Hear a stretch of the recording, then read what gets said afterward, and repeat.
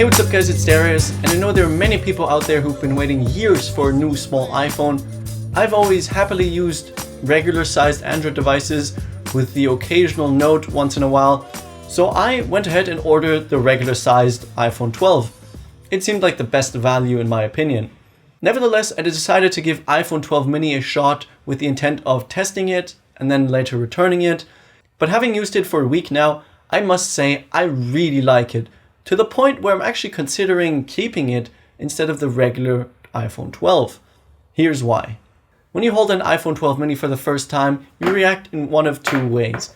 Either you're like, it's so cute, it's almost like a toy because you're used to bigger smartphones like me. Or you've been using an iPhone SE2, 8 or older, and this doesn't really seem that small to you. It is a lot smaller than I would have thought though.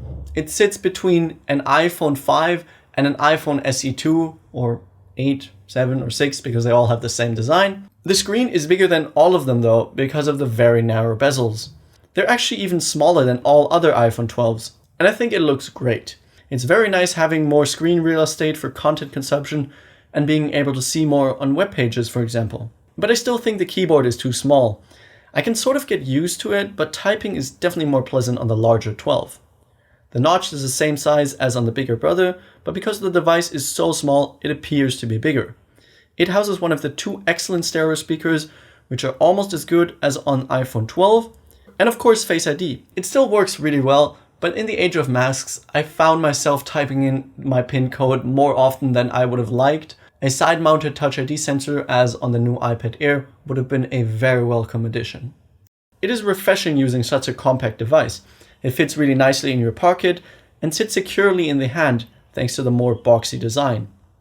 In addition to that, it's supposedly more durable. It can survive under 6 meters of water for 30 minutes, and it has a new ceramic shield front glass which sits perfectly flush with the body, which not only looks great, but is apparently 4 times more drop resistant. But I'm not going to test that for you here. I definitely still use a screen protector though. I have this great tempered one from Shield, which not only protects the device but also filters out the blue light while preserving true colors. They offer them for all of the new iPhones, including older models. Link to it is down below. Over the last week, I've really grown to appreciate the compact size of the Mini.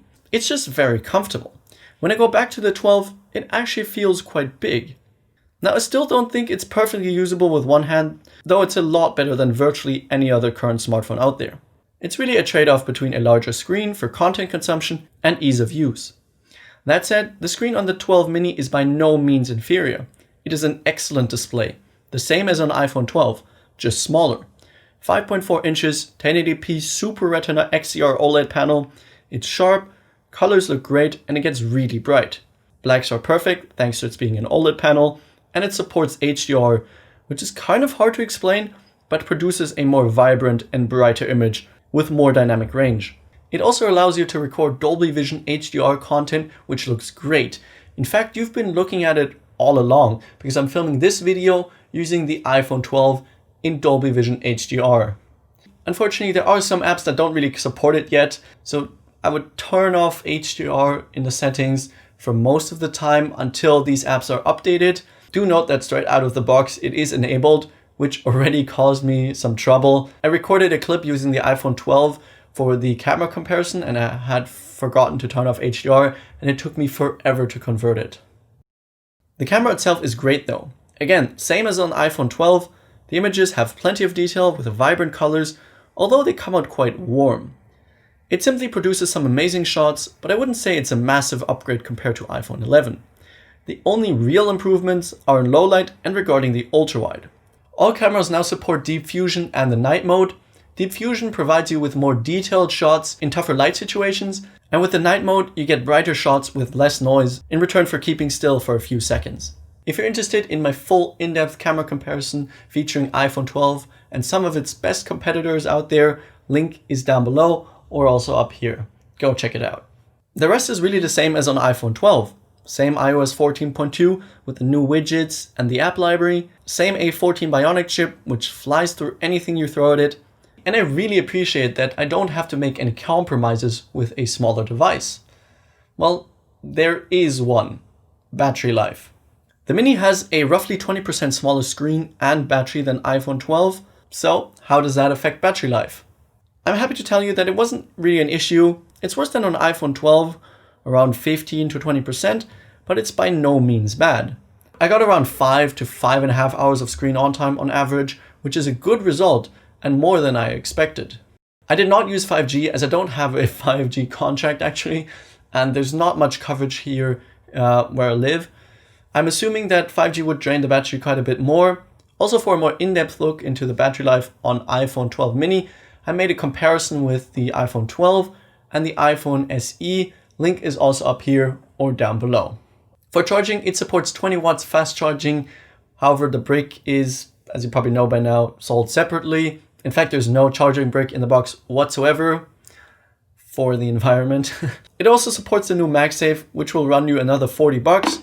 I quite like it. It's nothing groundbreaking, but it is fairly convenient. It only charges at 12 watts with the iPhone 12 mini compared to the 15 watts on the regular 12, and also only when it's paired with the 20 watts fast charger from Apple. Given the smaller capacity of the iPhone 12 mini, it should be around the same charging time. Alright, iPhone 12 mini is just a smaller iPhone 12. Same build, same screen, same software, same performance, and same camera. The only real differences are the size, which then goes hand in hand with a smaller battery. That said, I really like it.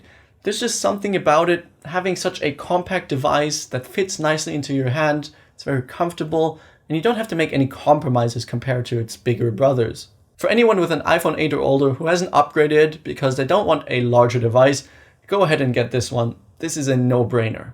But I also encourage anybody with a larger device already to go ahead and check it out in a store, hold it in your hand. You might be surprised. I really was, and I love it. The only person I can't really recommend this to is the proper heavy user. While the battery life is decent, it's not amazing by any means, and it will probably die on you if you use it a lot. If you're interested in some more videos on iPhone 12 mini and iPhone 12, don't forget to subscribe and hit the notification bell to not miss any of my upcoming videos. Thank you guys for watching. I really hope you enjoyed the video. If you did, make sure to smash the like button, and I'll see you guys in the next one.